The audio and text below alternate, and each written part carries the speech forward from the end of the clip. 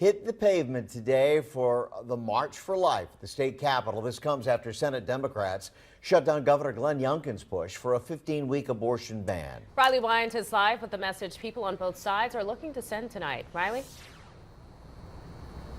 Kurt McKeah, around 5,000 people gathered here out and around the state capitol today rallying against abortion. Governor Glenn Youngkin front and center.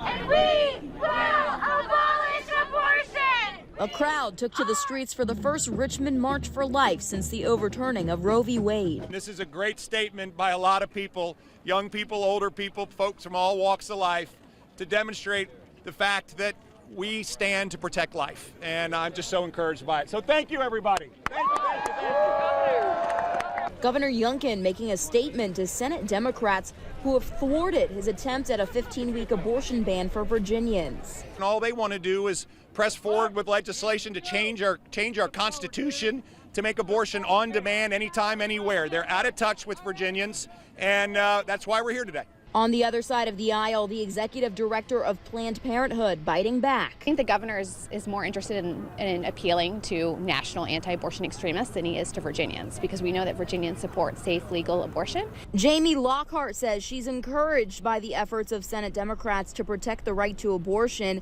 Current law in Virginia allows abortions through the second trimester, which is about 26 weeks. It doesn't appear that any abortion bans are advancing in the Virginia General Assembly this session, and we know that Virginians don't want to see abortion banned, and that Virginians largely do not want political interference in personal medical decisions. Several pro-life activists, church leaders, school students, and Attorney General Jason Miyares were in attendance, traveling from near and far to join the march. It's sad that a child's life has become a political issue when really it is a moral issue, and it's unsettling that lawmakers have the right to decide if a child can have its life or not.